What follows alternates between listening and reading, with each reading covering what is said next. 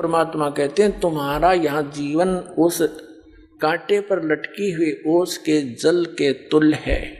जैसे मोती ओस का ऐसी तेरी आव, गरीब दास कर बंदगी बहुरनी ऐसा दाव। ये मानव शरीर और ऐसे समय में जो परमात्मा ने अब ये बैन उठा दिया भक्ति से, वो ज्ञान जो गुप्त रखा हुआ था अब उसको खोलने का, अब उसके बच्चों तक पहुंचाने का आदेश दे दिया। तो इस समय में मनुष्य जीवन ये एक दाव है, आपका दाव लगा है। तो परमात्मा समझाने की चेष्टा करते हैं, ये संसार समझदा नाही कहंदा श्याम दोपहरे नू, गरीब दास ये वक्त जात है रोवोगे इस पैरे नू। परमात्मा कबीर परमेश्वर जी ने 600 वर्ष पहले आदरणीय धर्मदास साहिब जी की चिंता का निवारण करते हुए कहा था। क्या चिंता थी धर्मदास जी को? धर्मदास जी का जो लड़का था नारायण दास नाम था, और आदरणीय धर्मदास साहिब जी बहुत बड़े सेठ धनी व्यक्ति थे, बनिया थे, वैश्य थे। परमात्मा से मिलन से पहले उनका एक पुत्र हो चुका था नारायण दास, और वो काल का दूत भेज रखा था उसके। जब परमात्मा उनको मिले और धर्मदास जी ने परमात्मा की प्रत्येक बात को सत्य मानकर अन्य उपासना आन उपासना छोड़ दी, फिर सबसे पहले माता पिता का कर्तव्य बनता है कि मेरा पुत्र पुत्री भी परमात्मा से जुड़े, मालिक इनका संरक्षक बन जावे, इनका जीवन सफल हो। क्योंकि हम अपने बच्चों के लिए अपने तन की परवाह नहीं करते, अपने धन की परवाह नहीं करते, तो उन बच्चों के लिए फिर अब हम पीछे क्यों रहे? जब हमें ज्ञान होगा, जैसे हम बच्चों को पढ़ाते हैं सिर्फ एक पेट के लिए, इनका गुजारा हो जाएगा, गुजारा भी जो किस्मत में होगा उन्हीं का होता ना। लाखों पढ़ते हैं, नौकरी कितनों को मिलती है। तो हमने अब वही फाइनल मान रखा, अब हम इसको फाइनल मानेंगे। ऋषि यहाँ भी सुखी, 2 रोटी चाहिए, एक छोटा सा एक कमरा ले ले, बनवा लेते, 2 बना दे भगवान, उसकी मौज, वो तो दूसरी बात है ना। नीत नहीं रह गए बना, उनकी आवश्यकता अनुसार बनाओ और अपना ठाठ से भक्ति करे, पीछा छुड़ाओ और चलो, वहां मिलेंगे सुख। कॉलेज में सुख थोड़ा ही होता है। तो उस माता पिता के कर्तव्य को और बच्चे की ममता के कारण माता पिता वाले कर्तव्य को पूरा करने के लिए परमात्मा से कहा, भगवान मेरे बेटे को भी नाम दे दो। अब कबीर साहब लगे समझाने, ब्रह्मा विष्णु महेश ऐसे हैं, इनकी स्थिति है, पूर्ण परमात्मा अपने को छुपा कर कहते हैं वो परमात्मा सतलोक में है, वहां सदा सुखी रहोगे। तो नारायण दास तो था काल का दूत, ने बोला हम नहीं मानना श्री कृष्ण से ऊपर किसी को। और पिताजी आपकी तो बुद्धि भ्रष्ट होगी बुढ़ापे में, आपको इसने बहका लिया, जुलाहे ने ऐसी उठपटांग बातें करके उठ कर चला गया। जवान हो रहा था, 18-20 उम्र बल्कि ज्यादा आयु का। तो नारायण दास को काफी समझाया। धर्मदास जी ने भी कहा, बेटा मेरी आत्मा है तू, मुझे ज्ञान हो गया, मैं बालक नहीं, तू मेरी हर बात की आज्ञा का पालन करता था, आज तेरे के बिजली गिर गई, तू क्यों नहीं मान रहा मेरा? उसके आगे बैठ कर रोए, समझावर उठ कर चल पड़े कि कहां से ज्ञान ले आए तुम, ये कहां से ज्ञान लिया? तो अति चिंतित देखकर धर्मदास जी को परमात्मा ने कहा, धर्मदास क्यों चिंता करता है भाई, क्या बात है? कि भगवान युद्ध दुश्मन पैदा हो गया, मेरा बेटा क्या होगा इसका? ये तो कुत्ता बनेगा, गधा बनेगा, सुअर बनेगा, योनिया भोगेगा। जब नहीं उसके ममता नहीं हट रही थी नारायण दास से, तो परमात्मा ने अपनी शक्ति से नारायण दास को बुलवाया और उसके सामने ऐसे कर दिया मालिक ने अपना आशीर्वाद भरा हाथ, और कहा, धर्मदास देखो तेरे बेटे को। अब उसका असली रूप जो अंदर था, धर्मदास की दिव्य दृष्टि खोल दी और वो देखा, लंबे लंबे दांत, विकराल चेहरा। परमात्मा ने कहा, ये काल का दूत है भाई, और तू मेरा हंस था बेटा, तेरे घर में पैदा कर दिया कि भक्ति नहीं करने दे। तेरे गल में जैसे पशु के गल में लठ बांध दिया करें रस्सी ते, पाया सा इतना लंबा मोगरा सा डंडा सा, वो चल न चालन दे, चल तो गट्टियां पर लग गए पैरों में उस पशु के। कहते यू तेरे गले में काल ने यू बांध दिया ये तेरी भक्ति में बाधा करना चाहता है। तो एकदम वो घबरा गया, धर्मदास जी घबरा गए कि ये तो सचमुच इसकी शकल देखते कलेजा फट जाएगा। तब धर्मदास जी ने कहा कि बेटा नारायण दास जा कर ले काम, जा कर ले काम। वो मानना उसने था ही नहीं, उठकर चला गया नारायण दास। तो परमात्मा के चरणों में पड़ गया कि भगवान मेरा वंश तो काल का होगा सारा ही। तब उसकी चिंता का निवारण करते हुए भगवान ने कहा बेटा तेरा 42 पीढ़ी तक वंश चलेगा, 42 पीढ़ी। तब धर्मदास जी और पूरी तरह रोने लग गया कि भगवान इस काल के वंश तो ना चल बढ़िया, हे भगवान मेरा तो काल का वंश होगा। तब परमात्मा ने कहा नहीं, तेरे एक पुत्र और मेरी आशीर्वाद से तेरा पुत्र होगा, उससे तेरा वंश चलेगा। अब उस समय उनके इतिहास में लिखा जीवनी में कि वो 86 वर्ष के हो लिए थे धर्मदास जी, 86 वर्ष के, और दोनों पति पत्नी घने वृद्ध हो रहे थे। तब उनके बात गले उतरे नहीं कि मेरी पत्नी का तो मासिक धर्म भी बंद 20 वर्ष से 30 वर्ष से, अरे ये कैसे होगा। यानी जैसे बच्चा उठा लेता पेन को, वो पूछता पिताजी क्या है, उसको कहते पेन है, वो कहता पेन है, फिर भी कहता पेन है, वो स्वीकार भी नहीं करता, अस्वीकार भी नहीं करता, उसको रख कर चला जाता है और खेलने लग जाता, पर उसकी बुद्धि ग्रहण नहीं करती ये क्या कहना चाह रहे। तो ऐसी स्थिति में धर्मदास जी ना करे ना स्वीकार करे। तब परमात्मा ने कहा विश्वास कर बेटा मेरे वचन पर। तब मालिक ने ऐसे हाथ किया, आसमान से एक आत्मा यानी एक बालक आया, उसके आंगन में लेटा दिखाई दिया, उसके आंगन में खेलता हुआ। अब ये आएगा 10वें महीने तेरी पत्नी के गर्भ थे। अब धर्मदास जी के साथ तो वो स्थिति थी कि यू होलेगी जब वह बात बनेगी। तो परमात्मा ने दया करी, 10वें महीने वो पुत्र उत्पन्न हुआ। अब वो पुत्र उत्पन्न हो गया, फिर उसको चिंता हुई कि भगवान आप तो अब चले जाओगे और हम भी चले जाएंगे, मेरे वंशज बाहर कैसे होंगे, मेरे जो आने वाली पीढ़ियां हैं 42 पीढ़ी तो आपने दे दी, इनका कल्याण कैसे होगा। तो परमात्मा ने कहा कि इसको आशीर्वाद दूंगा मैं,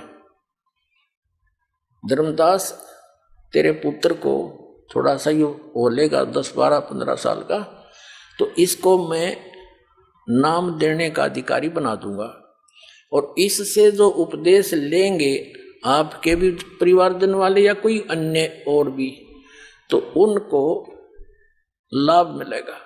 लेकिन अभी इनको मोक्ष नहीं होगा इनका, अभी वास्तविक मंत्र इनको बताना नहीं है और आप भी इनको नहीं बताना।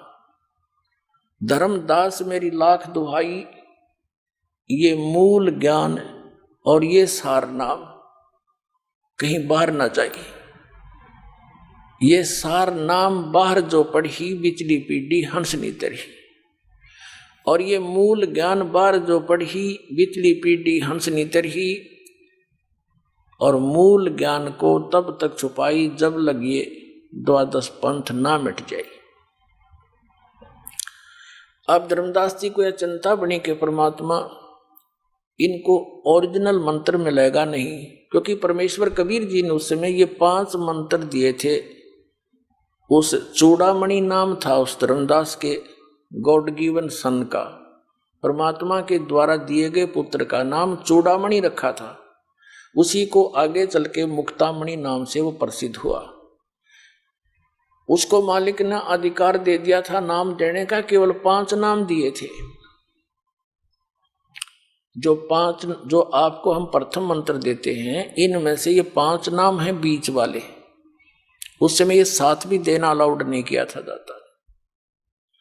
तो ये 5 नाम देने से क्या होता है कि यहाँ संसारिक सुविधाएं और मनुष्य जीवन मर्यादा बनाकर दे दी, इस तरह क्रियाएं करो, 5 यज्ञ, धर्म यज्ञ, भंडारे करने ऐसे ऐसे, और ये मंत्र 5 उसको दे दिए, आगे देने का अधिकारी बना दिया। तो फिर परमात्मा ने कहा कि धर्मदास जब 6ठी पीढ़ी आओगी ना तेरी, ऐसे गद्दी चलेंगी, छठी पीढ़ी वाला जो आएगा वो काल का दूत होगा, वो काल के दूतों के द्वारा भ्रमित कर दिया जाएगा और वो फिर इन 5 नामों को खत्म कर देगा। वो कोई और ही ऊट पटांग मंत्र बनाकर देने लग जाएगा और मेरा वचन ना खाली जाई, मैंने जो कह दिया यह सच्ची होगी। अब धर्मदास फिर चिंतित हो गया कि भगवान फिर कैसे बात बनेगी। अब तो चलो सब्र किया था कि भी मनुष्य जीवन मिलते रहेंगे, और अब वो आगे चल के उनका तो वो नाम भी खत्म हुआ। तब परमात्मा ने कहा था कि आगे क्या होगा कि मेरी वाणी को जो पढ़ रहे हैं, अब वाणी तो मेरी पढ़ेंगे और इस वाणी के अंदर के ये ज्ञान यज्ञ बनता है, इस ज्ञान यज्ञ से भी इनको मनुष्य शरीर और भंडारे करते हैं, इससे भी इनको मानव शरीर प्राप्ति होती रहेगी, लेकिन मोक्ष नहीं हो पाएगा। तब धर्मदास जी को चिंता बनी कि हे भगवान, आगे फिर इनको वो ओरिजिनल नाम देगा कौन आकर के। जब परमात्मा ने कहा था कि जब बिचली पीढ़ी आवेगी और 5505 वर्ष जब कलयुग बीत जाएगा, उस समय में यानी जो 12वां पंथ है गरीबदास जी का, उस 12वें पंथ में परमात्मा ने कहा संवत 1774 जब बीत जाएगा, 75वां लगेगा, उस समय गरीबदास जी का जन्म होगा और उससे फिर 12वां पंथ चलेगा। वो 12वां पंथ चल चुका होगा और जब कलयुग 5500 वर्ष बीत जाएगा,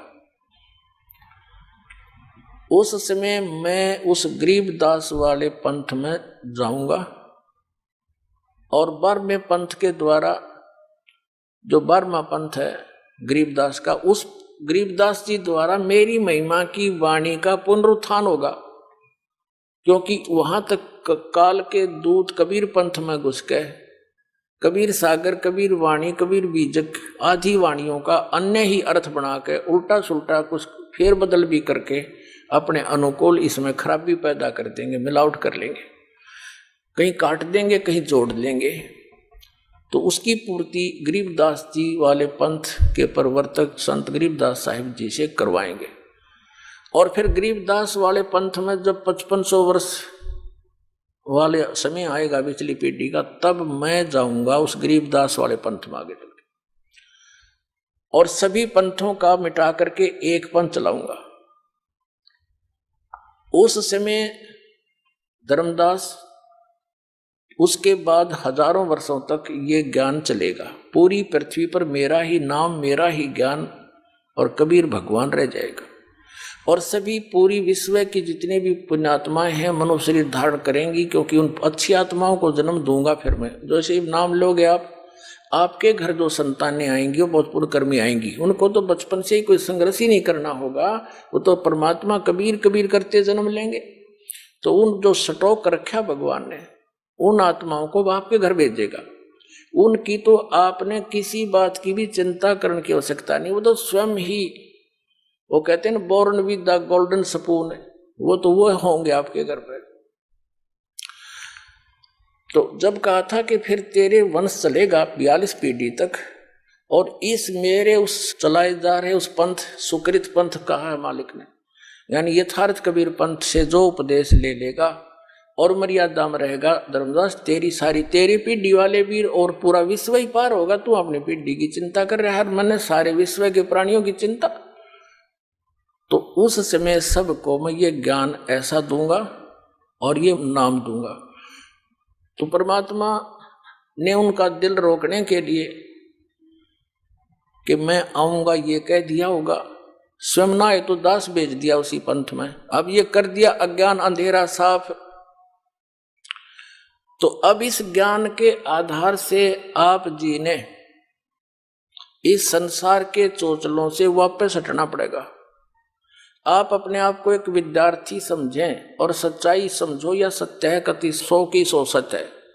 आप जो क्रियाएं यहाँ कर रहे हो अपना जीवन नाश करने की कर रहे हो, और जो कुछ भी आपको मिलना होता है वो प्रारब्ध में वैसे भी मिल रहा होता है, और अब आप उस समर्थ की शरण में आगे आपको आवश्यक जो वस्तु होगी आपके भाग्य में ना होगी तो भी देगा। तो सारी सृष्टि का पालक है, संचालक है, ये वो परमात्मा मिल गया। और मनुष्य जीवन केवल परमात्मा पाने के लिए ही है। बाकी यहाँ की सुविधाएं में जो जोड़ जुगाड़ में लग रहा है वो विद्यार्थी ठीक नहीं, वो भगत अच्छा नहीं। इंद्र दा राज कागदा बेस्टा, आराम सरपंच बनने की तैयारी कर रहे तो भगत है हम मंत्री मुख्यमंत्री की आशा लगाए बैठे, भक्त नहीं है। ठीक है, जैसे करोगे वैसा फल मिलता रहेगा। मंत्री जाप करोगे, धर्म करोगे, वो फल अवश्य मिलेगा, लेकिन उस मूल वस्तु से वंचित आप रह जाओगे, फिर फायदा क्या उसका? What is use? तो यहाँ क्या बता रहे हैं परमात्मा? होले सुहागण सुरता त्यारे, मालिक गर जान हे होले होले सुहागण सुरता त्यारे, मालिक गर जान है तेरा, सोने से खैर बरतार, मालिक गर जान है। इस आत्मा को कहते हैं होले सुहागण सुरता त्यार। तूने अपने पति के घर जाना है। अब सुहागण कौन होती है? जिस लड़की का रिश्ता हो जाता है, नाता जुड़ जाता है, सगाई हो जाती है, तो वो लड़की सुहागण होगी। और जिनकी सगाई नहीं हुई वो कुंवारी है। तो सुहागण लड़की यानी जिसकी सगाई होगी, अर्थात जिसका नाता जुड़ गया पति से, तो वही तो पति के पास जाएगी। तो जिन्होंने उपदेश ले लिया इस दास से, ये आपका एक मीडियोकर मान लो बिचौलिया, आपका भगवान से, आत्मा का परमात्मा से नाता जुड़वाने वाला। अब जिस भी पुण्यात्मा का उस मालिक से ब्याह हो गया, नाम मिल गया, उससे नाता जुड़ गया, वह सुहागण होगी। और सुहागण ही जा सकती है, कुंवारी जा नहीं सकती, क्योंकि कुंवारी का नाता नहीं जुड़ा। तो जो अनुपदेशी है वो कुंवारी आत्मा समझ लो। और जो सुहागण होगी उनको बता रहे हैं कि जाना है तो उसके लिए तैयारी करें। अब जैसे पहले दहेज प्रथा थी, कैसी परंपरा थी, हमने खूब देखा गांवों में, विशेषकर हरियाणा के गांवों में तो बहुत ज्यादा व्यवस्था थी। हम क्या देखा करते, हमारी बुआ, हमारी बड़ी बहनें जब उनका विवाह हुआ तो उनके लिए दूसर तैयार करवाया करते। दूसर यानी सेकंड टाइम, एक बार ब्याह में भेज देते थे बहन को, बेटी को, फिर दोबारा 1 साल के बाद ठीक रखी जाती थी। ठीक माने निर्धारित समय। तो जब वो ठीक निकट आती थी 1 या 2 साल के रखे जाती थी, तो उस दौरान उस लड़की से कहा जाता था कि तू आगे की जो उसकी सासू ननद जेठानी या कोई और किसी के सबके लेन देन होता था, तो उनकी अलग से वस्त्र दिया करते थे, जिनको तीड़ बोला करते देसी भाषा में। तील यानी सूट सेट। उस तीड़ में क्या हुआ करता, एक तक घाघरी हुआ करती भारा, मेरे ख्याल में 50 गज की एक हुआ करती, गोल गोल करा के, और एक उसके ऊपर कुर्ता, एक उसके ऊपर चुंदड़ी यानी चोली, दुपट्टा कह लो आजकल। तो वो पूरा एक सेट को तीड़ बोला करते, वो ऐसे पैक करा करती नारी नारी। और वो क्या होती थी, 30 तो अगलियां की, अगली माने ससुराल में जितनी भी बड़ी ठहरी बूढ़ी जेठानी दुरानी ननद, उनके लिए, और 20 पछलियां की, 15-20 लड़की की, यानी पूरा गातन करके वो ले जाते थे। तो वो लड़की की जब वो दूसरी यानी सेकंड टाइम भेजने की तैयारी करते थे, कपड़े घर पर सिलवाया करते तकरीबन टेलर को बुलाकर। तो वो तो टेलर बनाता था, तिल यानी सूट सेट अलग अलग बनाकर रख देता था। और छोटे छोटे बच्चे, बेटियां होती थी, वो क्या करती थी, उस टेलर के द्वारा काटे गए टुकड़े छोटे छोटे उठा लेती थी जो वेस्ट होते थे, उनको उठाकर ऐसे ही घाघरी यानी जो नीचे का पैरन की हुआ करती, उससे बचे हुए की तो घाघरी बना लेती, या घाघरी होगी, उसके ऊपर कुर्ता वाले वो निकाल के वो कटे हुए पीस को उस पर कुर्ता, फिर वो चुंदड़ी, हरे मत चुंदड़ी, वो पूरी सेट बनाकर रख लेती। वो छोटे छोटे कट पीसों के, कट पीस भी 2-2 उंगल के, कुछ 3-3 इंच के टेढ़े मेढ़े कटे हुए, और उनको रख के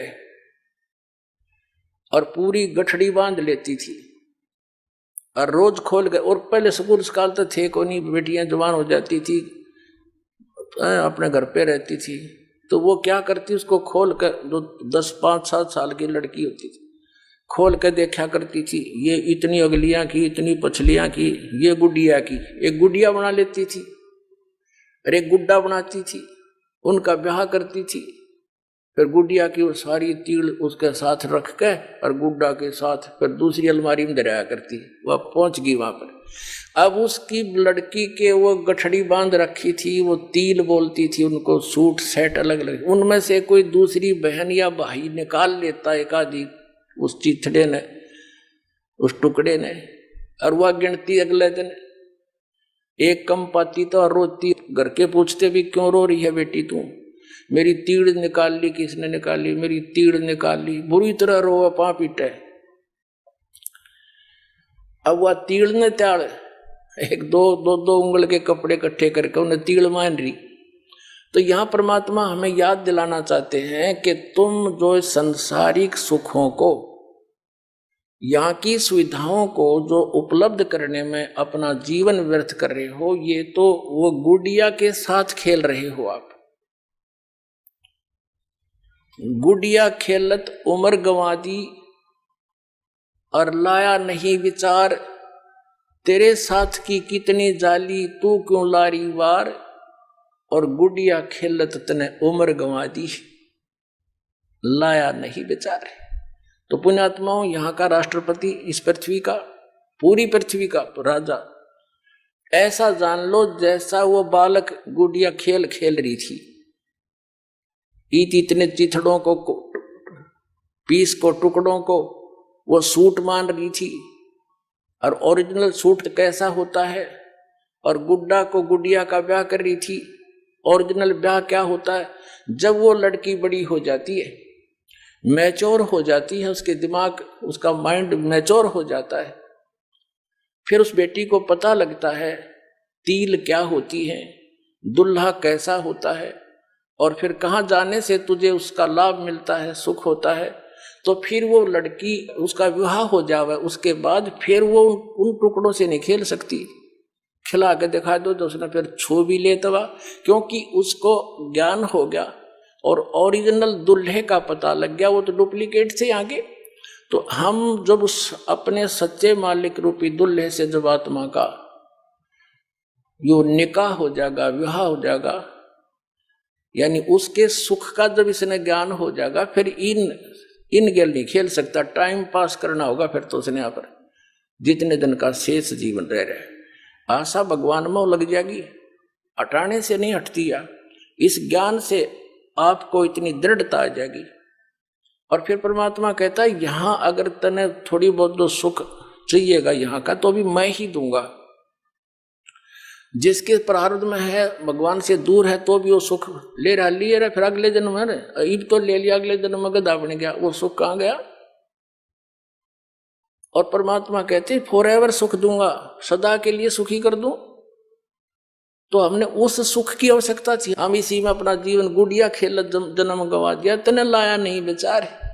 तो अब हम इस ज्ञान से हम उस सियाने होंगे, मैच्योर होंगे, हमारा माइंड मैच्योर हो जाएगा, फिर हम नहीं खेल सकते नकलियां। आप देखना, भी तो बच्चे हो, अभी आप स्टार्ट किया है, कोई पहली कक्षा का बालक है, कोई दूसरी का, कोई तीसरी का, यानी जिस दिन से आपको ने उपदेश मिला उस दिन से आपका जीवन शुरू है। जा दिन सतगुरु बैठिया ता दिन लेखे जान, बाकी जन्म गंवा दिया बिना गुरु के नाम। तो जिस दिन आपने नाम मिला, आपका जन्म है इस आत्मा का। उस दिन से शरीर चाहे किसी का 60 वर्ष का है, चाहे 20 वर्ष का, चाहे 10 वर्ष का, उससे कोई लिंक नहीं। उस दिन से आपका मनुष्य जीवन प्रारंभ है, जिस दिन इस रात से आपने उपदेश ले लिया। तो आज किसी ने 2 वर्ष हुए हैं, किसी ने 6 महीने हुए हैं, तो वो 6 महीने का बालक है। 2 वर्ष का 2 वर्ष का ही है। कोई 10 वर्ष हो गए तो 10 वर्ष का बालक ही है वो। तो ऐसे जिस दिन से आपको ये, जब आप मैच्योर हो जाएंगे और परमात्मा आपके साथ ऐसे लक्षण करेगा, आप देखते रह जाओगे कि भगवान ऐसा कर रहा है, और फिर हम नालायक उल्टे अपने प्रयत्न से बकवादों में पैर दे रहे हैं। आत्मा धिक्कारा करेगी आपने इस मन को, और फिर ये ऐसा चलेगा बिल्कुल सीधा स्ट्रेट चलेगा तो दूर पहुंचे, घर पहुंचेंगे। अब हम सफर में चल रहे हैं, कहीं डुगडुगी बजाने वाला खड़ा है, उद्देश्य छोड़कर वहां बैठ के, रात होगी, रात में फिर आगे सफर कैसे करेंगे, यानी इतना समय वेस्ट किया। तो परमात्मा कहते हैं फिर हम अपना सीधा चलेंगे, यहां की किसी प्रकार की भी इस तड़क भड़क को हम महत्व नहीं देंगे।